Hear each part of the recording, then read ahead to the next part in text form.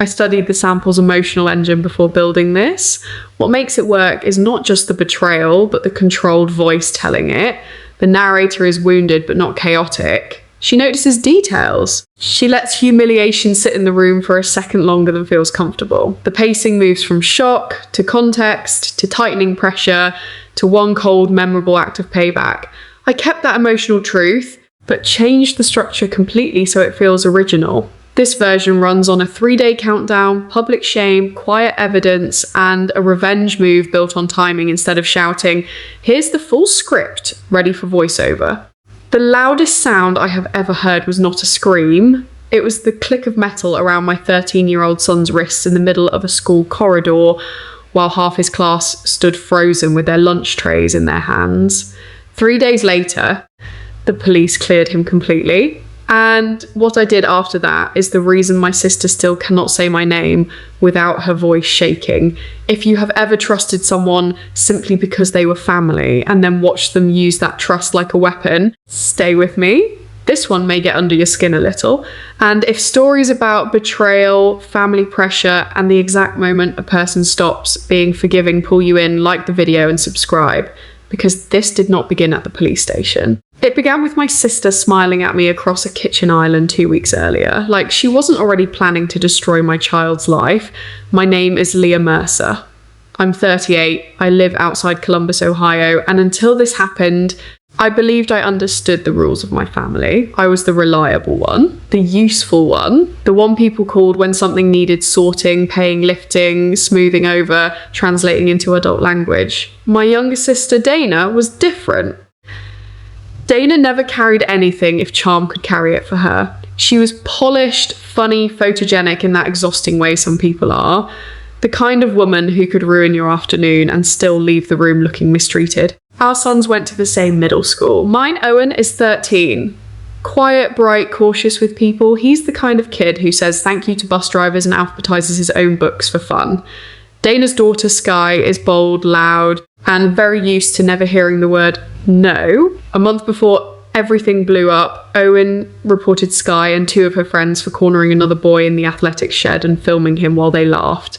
Nothing dramatic happened. No suspension. Just meetings, warnings, parents called in. But for Dana, humiliation counts as an injury. And in our family, she has always believed injuries must be returned. I knew she was angry. I did not know she was sick enough to collect the debt from my son. It happened on a Wednesday. At 12:17, my phone buzzed while I was at work, unknown number. School office, I answered expecting a routine thing. A forgotten lunch. A headache. Instead, a woman I had never met said, "Miss Mercer, you need to come to Hawthorne Middle immediately. Police are with your son.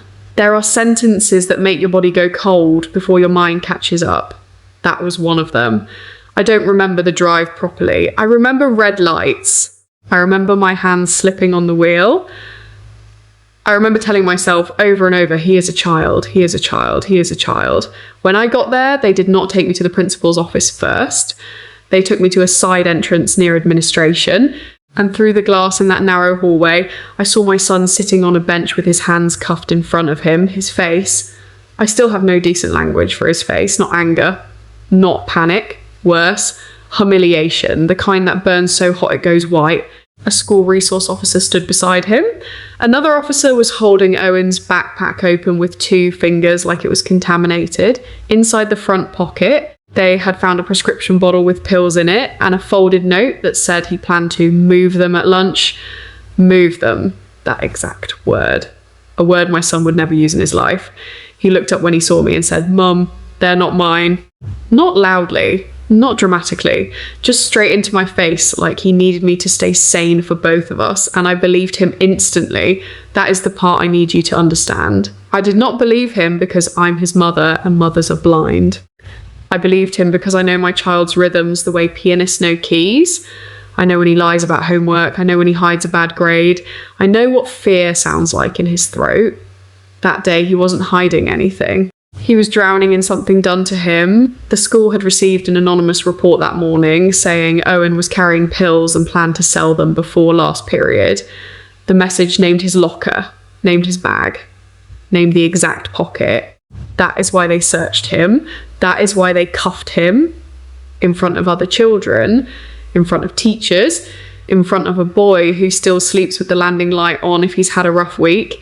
Before I tell you what happened over the next 3 days, tell me this honestly in your own head. If your child looked you in the face and said, "They're not mine," while the evidence was literally sitting in front of you, would you trust the system first or your child first and fight the system after? Because that choice was the line everything crossed for me. They took him to the station for questioning, then released him to me later that evening, pending investigation. No charges filed yet, they said. School suspension, they said. Procedure, they said. Procedure is a very calm word for something that can rip the inside of a family open.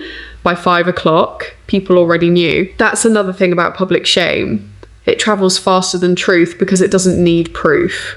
Only appetite. A mother I barely knew texted, "Thinking of you." My aunt called and asked if Owen had fallen in with the wrong crowd.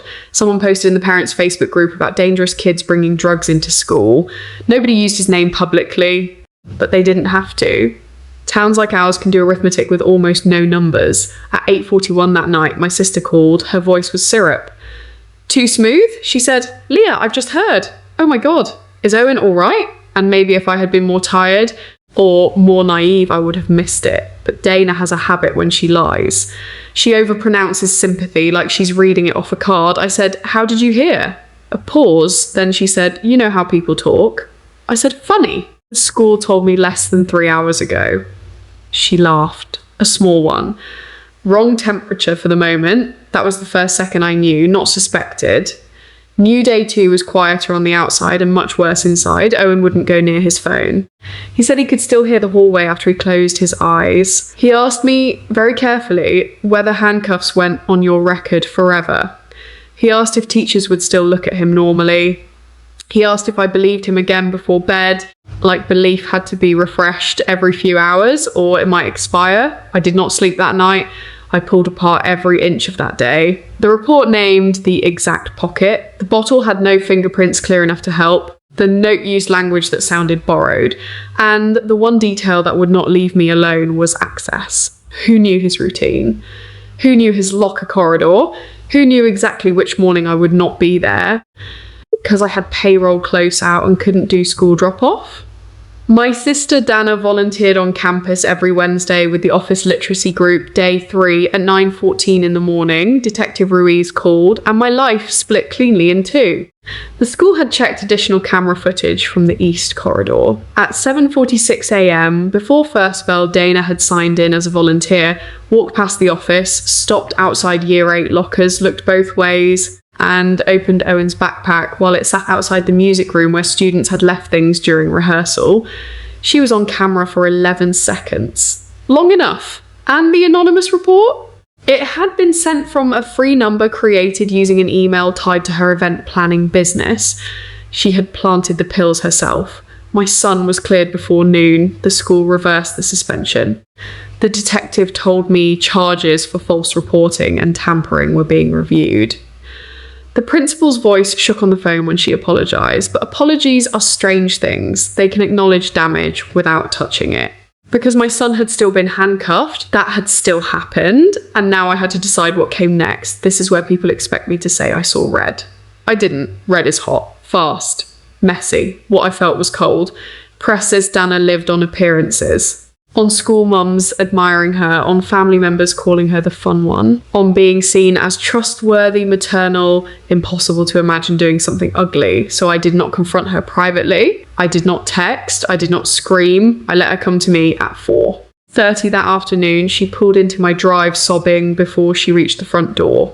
She knew. Of course she knew. Once cameras enter a story, liars start smelling smoke before anyone says fire. I opened the door, but did not invite her in. She grabbed my wrists and said, "Leah, listen to me. I panicked. I only meant to scare him a little. I never thought they'd actually cuff him." There are confessions that sound less like remorse and more like an autopsy of someone else's conscience. A little. She had wanted to scare my child a little. I took my hands back and said, "You used the police to punish a boy." She started crying harder, real tears, ugly ones. The kind people think should automatically buy forgiveness. They do not. Then I told her what I had done in the last hour. I had sent the detective the family messages where she had raged about Owen, making Skye look bad. I had filed for a protective order.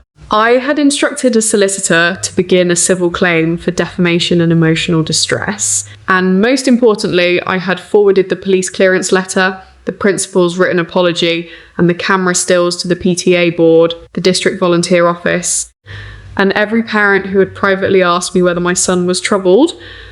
I did not post it for drama. I sent it where lies had already travelled. That was when her face changed. That was the panic, not when she realised I knew. When she realised I was going to be calm all the way through it, she said, "Leah, please, you don't understand what this will do to me." And I remember looking at her thinking, finally the right person was afraid.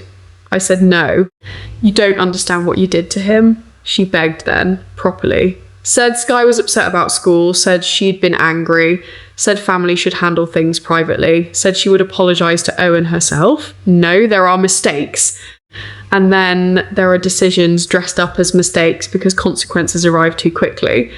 3 weeks later, Dana was banned from volunteering on school property. The parents who had whispered stopped looking me in the eye because shame is awkward when it has to reverse direction.